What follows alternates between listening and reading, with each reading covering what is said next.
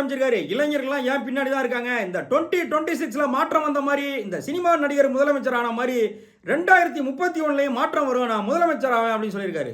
மக்களுக்கெல்லாம் தெரியாதா என்ன, இவர் பிஜேபி ஆளுன்னு தெரியாதா என்ன? இவர் கட்சி ஆரம்பித்தாலே ஒரு பேர் வைக்கலாம். அதாவது தமிழ்நாடு மதசார்பற்ற பாரதிய ஜனதா கட்சின்னு வைக்கலாம், அவ்வளோதான். இந்த மறு வச்சுக்கிட்டு வருவார்ல எம்ஜிஆர், ரெட்டை வளத்தில் நடிக்கும்போது மறு வச்சுக்கிட்டு வருவார்.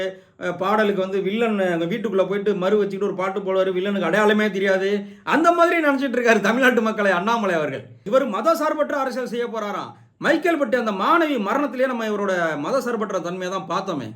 பிஜேபிக்காரங்க அதை எப்படியெல்லாம் திரிச்சு சிபிஐ வரைக்கும் போய் அந்த இதை வந்து மதம் மாற்ற வழக்குனே ஆக்கிட்டாங்க. அந்த சகோதரிகள் மதம் மாற்றம் செய்கிறதுக்குனே அந்த பொண்ணை டார்ச்சர் பண்ணி கொலை பண்ணதா, அப்படியாக்கு இப்படியாக்குன்னு சொல்லி ஊடகங்களில் பரப்பி அதை சிபிஐ வரைக்கும் கொண்டு போனது யார்? இன்னைக்கு திருப்பரங்குன்றம் பிரச்சனைக்கு பின்னாடியெல்லாம் இருக்கிறதெல்லாம் யார்? அது வரைக்கும் கட்சியில் இருந்ததெல்லாம் யாருன்னு யாருக்குமே தெரியாதா? இவர் தலைவராக இருக்கும்போது எவ்வளவு வீடியோக்கள் வந்துச்சு, அதாவது எல்லாம் பிஜேபிக்காரங்க வீடியோலாம் எவ்வளவு வந்துச்சு, அதையெல்லாம் வெளியிட்டது யார் அப்படிங்கிறது அண்ணாமலைக்கு தெரியாதா? இவர் வந்து தமிழ்நாட்டில் கட்சி ஆரம்பிக்க போறாராம், அதுவும் மத சார்பற்ற கட்சியாக இருக்குமா, 2031 ஆட்சியை பிடிப்பாராம். அதாவது வடிவேலு காமெடி இருக்குல்ல, போக்கிரி படத்தில் நடிச்சிருப்பார்ல, குங்ஃபு மாஸ்டரா, அப்படியே கெட்டப் போட்டு வருவார். விஜயோட அடியாளுங்க வந்து பிடிச்சிருவாங்க வடிவேலை. என்ன எப்படி தாண்டா பிடிக்கிறீங்க, கண்டுபிடிக்கிறீங்க அப்படின்னு கேட்பாரு. ஏன்டா இவ்வளோ கெட்டப் போடுறிய, அந்த மண்டையில் இருக்க கொண்டைக்கு ஏதாச்சும் பண்ணியான்னு கேட்பாங்க. ஓ, இவ்வளோ பண்ண நான் கொண்டையை மறந்துட்டேனா அப்படிங்கிற மாதிரி தான் அண்ணாமலை அவர்களோட இந்த புதிய கட்சி இருக்க போதுங்கிறது தமிழ்நாட்டு மக்களுக்கு தெரியாதா? அதுவும் அண்ணாமலை அவர்கள் பண்ண காமெடியெல்லாம் இது வரைக்கும் அரசியலில் தமிழ்நாட்டில் யாராச்சும் பண்ணியிருக்காங்களா? சாட்டையாலேயே அடிச்சுக்குவேன்னு சொல்லிட்டு பஞ்சாலேயே செஞ்ச சாட்டையை வச்சுக்கிட்டு அடிச்சுக்கிட்டு மழை வெள்ளம் வந்துச்சு அப்படின்னு சொன்னால் கணுக்கால் அளவு இருக்க தண்ணியில் போட்டை எடுத்துக்கிட்டு போய் ஓட்டிக்கிட்டு தம்பி கேமராவில் தெரிஞ்சிடும், தள்ளிக்கோ இப்படின்னு சொன்ன காமெடியெல்லாம் தமிழ்நாட்டு மக்கள் மறந்துடுவாங்களா?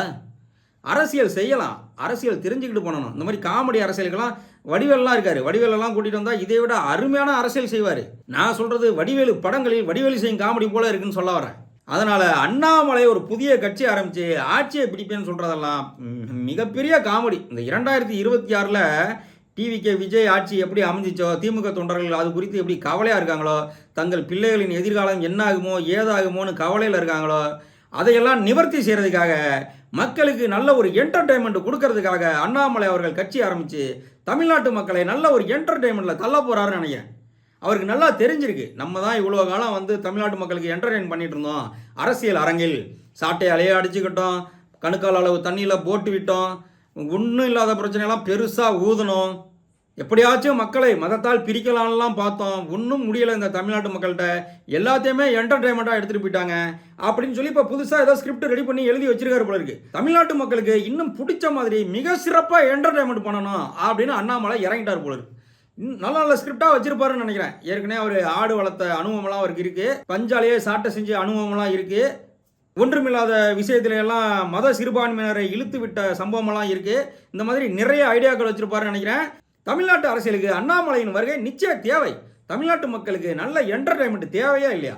அதனாலயாச்சும் அண்ணாமலை கட்சி ஆரம்பிக்கணும், தமிழ்நாட்டு மக்களுக்கு நல்ல என்டர்டைன்மெண்ட் கொடுக்கணும்.